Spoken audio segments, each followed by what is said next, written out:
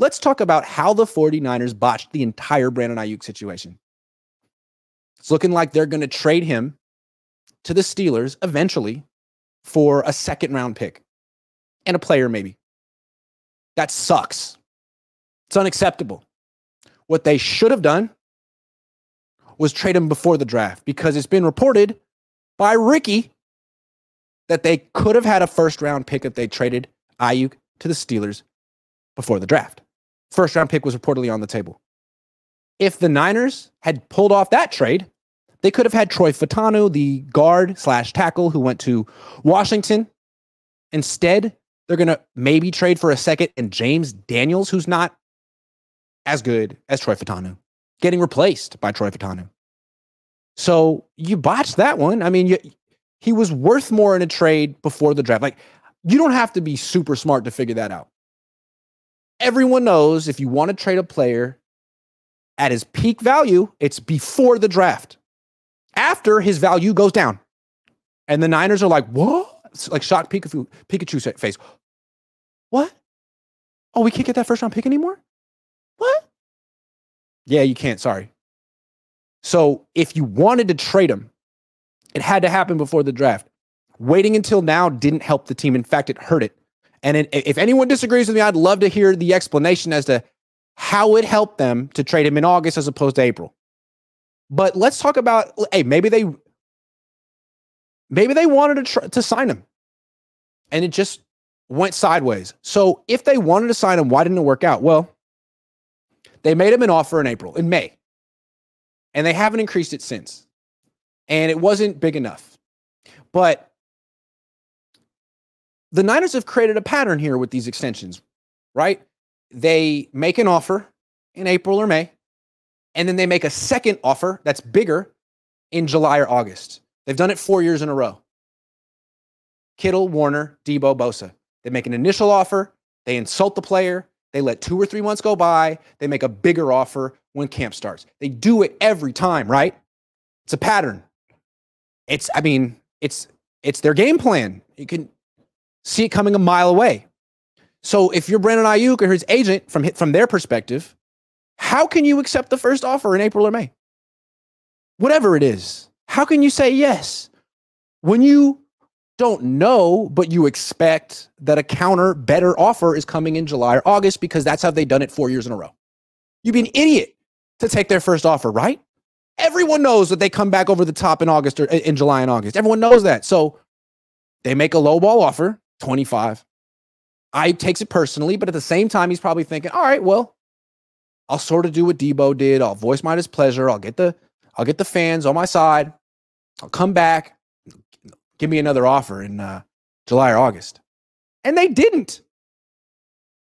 Aiyuk was the one guy. They're like, no, you know what? No counter offer. No second offer. We're done with you.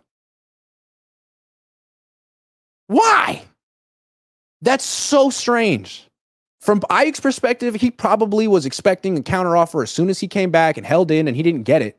And he's thinking, well, Debo got one. Kittle got one. Warner got one. Bosa got one. Why not me? And I get that. And it's like, okay, you're not going to make me a second offer? Then I want out. I'm gone. I don't want to be here anymore. Like, you want me to play on the 5th-year option for real? For real? For real, for real? For real, for real. You want me to play on the 5th-year option? Like, absolutely not.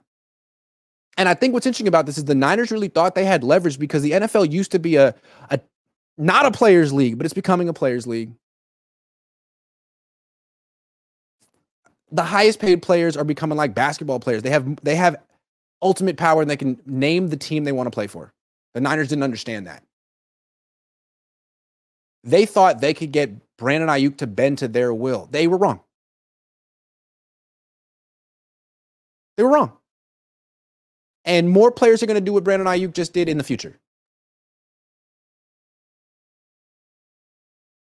So they could have traded him before the draft for a first-round pick, taken an offensive lineman who could be a guard this year and a tackle in the future. Now they get a second-round pick at best, and a player on an expiring deal. That sucks. You're going to hate that. And that's why they won't announce it yet, because it's embarrassing. Once this is official, it's going to be freaking embarrassing. And I have a question. I'm not done. Okay, so a big reason this happened is because the Niners' philosophy is to take hella long with contract negotiations and insult the player off the bat. Maybe that used to be a good strategy once upon a time back in the day, but how has that helped them in the last 5 years? They did it with Kittle. Did they save money by busting Kittle's chops? Did they save money off of that? No. They made Kittle the highest paid tight end in the league at the time. Then they did it the next year with Fred Warner. Did they save money with Fred Warner? No, they paid him almost $20 million. Just waited. Then Deebo Samuel comes along. Did they save money with Deebo Samuel?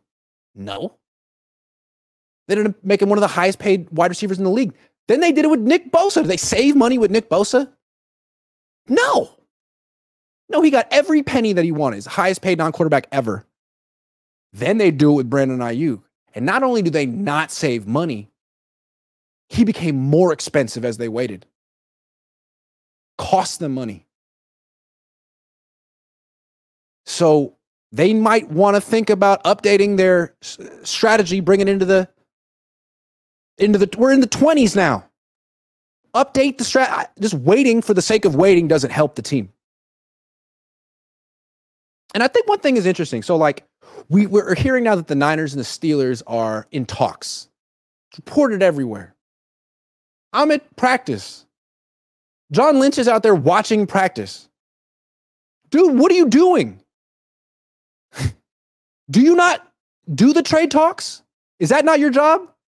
Shouldn't you be inside? Don't you have something to do? You can watch the film. Whose job is it to talk to the Steelers? Is it Parag's job? Is it Jed's job? I don't even. John, go inside, man. You're not a coach. You don't need to be here. Pretend like you're the one on the phone. Pretend like you're not just a face man. Just take out your cell phone and start talking into it. I've seen people, I do that when I'm uncomfortable in social situations. You know what I mean? I have social anxiety. Instead of just walking around or looking at the wall, take out your phone, start talking to nobody. It makes you feel like, it makes people, oh, he knows someone. He's got a friend. He's not weird. He's not just a person talking to his hand. This guy knows people. That's probably an important, but could be his agent. Maybe he's famous. That's what they think. That's what I do. I don't even remember what I'm talking about. Oh, John Lynch. Yeah, like, you're standing out here enjoying practice. Like, when this goes through, do you understand how bad you're going to look? Kyle can be like, I just coached the team. Yeah.